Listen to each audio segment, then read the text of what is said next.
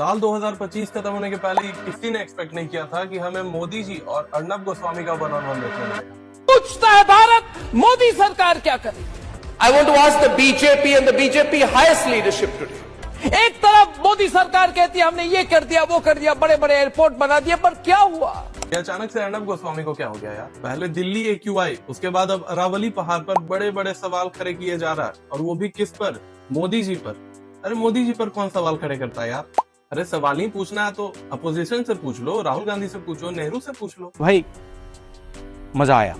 मोदी जी से कौन सवाल पूछता है यार? अब अर्नब गोस्वामी का अचानक से ईमान जाग जाने के पीछे क्या असली वजह है वो भी मैं आपको बताऊंगा, मगर सबसे पहले सब्सक्राइब कर दो, वीडियो को लाइक कर दो, आगे बहुत सारी बातें बताऊं। आप पहले ये क्लिप देखो। मैं तो चाहता हूं कि हमारी देश, हमारी सरकार इनके लिए बोले, खुलकर कहे कि बांग्लादेश में जो हुआ इसके बाद हम बॉर्डर खोल रहे हैं सिर्फ हिंदुओं के लिए। खोल दीजिए दरवाजे, सरकार हमारी है, देश हमारा है, भारत हमारा है, ले आइए बांग्लादेशी हिंदुओं को। हाँ, हिंदू खतरे में है। Do you think Doordarshan is going to question the central government? Do you think the anchors on Doordarshan who are paid, I don't know, 15 crore rupees nowadays, I'm told, 15 crore rupee anchors paid by the government are going to ask this question tonight? They won't. Why did you allow? Why, Mr. Minister?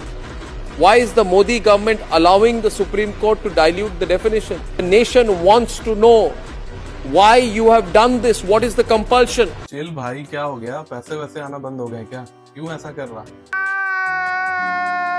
मैंने भी जब ये videos देखे तो मुझे भी लगा कि दिन रात हमारे एक्स्ट्रा देशभक्त एंकर अर्नब गोस्वामी सर को क्या हो गया कि अचानक से उनकी आंखें खुल गई हैं, बिल्कुल से वो हीरो बन गए हैं लोगों के लिए। और उनके सुर अचानक से कैसे बदल गए यार? इतनी जल्दी तो कोई पलटी नहीं मारता।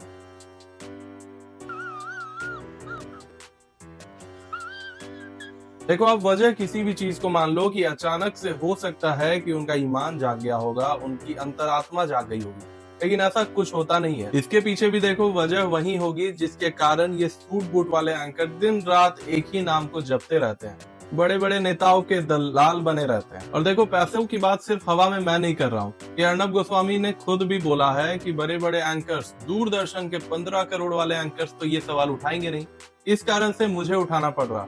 Do you think Doordarshan is going to question the central government? Do you think the anchors on Doordarshan who are paid, I don't know, 15 crore rupees nowadays, I'm told, 15 crore rupee anchors paid by the government are going to ask this question tonight? They won't. अब 15 करोड़ से उनका इशारा किसके तरफ है ये सबको पता है। अब ये बात देखो, अर्नब गोस्वामी के बोलने के पीछे कोई भी रीजन हो, लेकिन बात गलत भी नहीं है। आप खुद ही सुनो टीवी के बाकी एंकर्स का क्या हाल है आज के टाइम। चीन में लोकतंत्र नहीं है और चीन की सरकार अपना मनचाहा फैसला तुरंत एक दिन में लागू कर सकती है। दूसरी तरफ भारत में लोकतंत्र है, विपक्षी पार्टियां हैं जो सरकार के हर फैसले पर राजनीति करती हैं। तो हमारे देश में लोकतांत्रिक व्यवस्था की वजह से कई फैसले तो पूरी तरह से लागू हो ही नहीं पाते। अगर राहुल गांधी इतने खतरनाक तरीके से कुछ कर रहे हैं, कमेंट्स करने पहले 5 बार सोचिएगा। अच्छा, क्या करेंगे? तो क्या सीरियस मीटिंग्स नहीं होनी चाहिए विपक्ष की? आपको धन्यवाद नाविका जी, यह याद दिलाने के लिए कि भारत के प्रधानमंत्री नरेंद्र मोदी जी नहीं बल्कि राहुल गांधी जी हैं। उनको रहना जरूरी है, मोदी जी रहे जाए या न जाए उससे कोई फर्क नहीं पड़ता है। दिल्ली में रहने वाले भी इंसान हैं, वो भी टैक्स देते हैं। उन्होंने क्या कसूर किया कि वो जहरीली हवा में सांस लेने को मजबूर है? उन्होंने क्या गुनाह किया कि दिल्ली में रहने वालों की उम्र 10 साल कम हो गई है? इसका जवाब केजरीवाल को देना होगा। देखो, ये सब सुनकर देखकर आप फिलहाल कुछ टाइम के लिए इम्प्रेस तो हो सकते हो, लेकिन बहुत ज्यादा भक्ति करने की जरूरत नहीं है, क्योंकि अर्नब भी किसी कंपनी के उसी एम्प्लॉय की तरह है जिसको एक टाइम के बाद प्रमोशन चाहिए था।